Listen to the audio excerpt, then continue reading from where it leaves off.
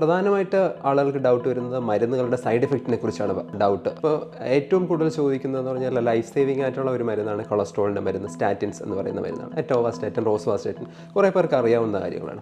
അപ്പോൾ ആളുകൾ അത് മസിൽ പെയിൻ വരില്ലേ, ലിവറിന് പ്രോബ്ലം വരത്തില്ലേ, മെമ്മറി പ്രശ്നം വരത്തില്ലേ, ഇങ്ങനെയുള്ള കോമൺ ഡൗട്ട് ചോദിക്കും. പക്ഷേ അതുകൊണ്ടുള്ള ഇഫക്റ്റ് എന്ന് പറഞ്ഞാൽ ജീവൻ പോകുന്നതെന്ന് തടയുന്ന മരുന്നാണ്. ജീവൻ പോകുന്നതെന്ന് തടയുന്ന മരുന്നാണോ അതോ ആയിരക്കണക്കിന് ആളുകൾ കഴിക്കുമ്പോൾ ഒരാൾക്കോ അതല്ലോ ഒരാൾക്കോ രണ്ടുപേർക്കോ വരുന്ന ഒരു മസിൽ പെയിൻ, അതും റിവേഴ്സിബിൾ ആയിട്ടുള്ള മസിൽ പ്രോബ്ലം ആണ്. അപ്പോൾ അതാണോ ഇമ്പോർട്ടൻറ്റ് എന്നുള്ളതാണ്. അത് പലർക്കും പറഞ്ഞു കൊടുത്താൽ പോലും മരുന്നിൻ്റെ സൈഡ് എഫക്റ്റിനെ കുറിച്ചാണ് കൂടുതൽ കൺസേൺ. അതുപോലെ തന്നെ ബ്ലഡ് പ്രഷർ മെഡിക്കേഷൻസ് ഇപ്പോൾ ഒരിക്കൽ സ്റ്റാർട്ട് ചെയ്താൽ ഇനി മരുന്ന് കുറയ്ക്കാൻ പറ്റത്തില്ല, ഇനി കൂട്ടിക്കൊണ്ട് പോകേണ്ടേ വരുള്ളൂ. നമുക്ക് പലപ്പോഴും ഫോർ എക്സാമ്പിൾ നമ്മളിപ്പം ഫ്രൂട്ട്സ് വെജിറ്റബിൾസ് കഴിക്കുന്ന ആൾക്കാർ അവരുടെ ഒരു ഡയറ്റ് ഹാബിറ്റ്സ് ചേഞ്ച് ചെയ്യുന്നതിലൂടെ BP ഒരു 6 മില്ലിമീറ്റർ വരെ കുറയ്ക്കാൻ പറ്റും. അതുപോലെ എക്സസൈസ്, റെഗുലർ എക്സസൈസ് ആഴ്ചയിൽ ഒരു 5 ദിവസമെങ്കിലും 30 മിനിറ്റ് നല്ല ബ്രിസ്ക് വാക്കിംഗ് ചെയ്യുന്നതിലൂടെ BP 8 മില്ലിമീറ്റർ വരെ കുറയും. അപ്പോൾ ഇപ്പം കഴിച്ചിരിക്കുന്ന ഹെവി ഡോസ് ആണെങ്കിൽ നമുക്ക് മരുന്ന് കുറയ്ക്കാൻ പറ്റും. അതുപോലെ മരുന്നിൻ്റെ ഡോസ് കുറയ്ക്കാൻ പറ്റും, മരുന്ന് കൊണ്ടുള്ള സൈഡ് ഇഫക്റ്റ് കുറയും.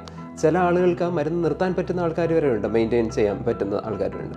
അപ്പോൾ അതുകൊണ്ട് ഈ മരുന്നുകളുടെ ഇഫക്റ്റ് വളരെ വലുതാണ്, സൈഡ് ഇഫക്റ്റ് വളരെ ചെറുതാണ്. അപ്പോൾ എന്തെങ്കിലും ബുദ്ധിമുട്ടുണ്ടെങ്കിൽ ഡോക്ടറോട് സംസാരിച്ചാൽ ആ മരുന്നിന് പകരമുള്ള മരുന്ന് തരികയോ അതിന് ഡോസ് കുറയ്ക്കുകയോ ചെയ്യും. കാര്യം അതുകൊണ്ടുള്ള കാർഡിയാക് പ്രൊട്ടക്ഷൻ വളരെ വലുതാണ്.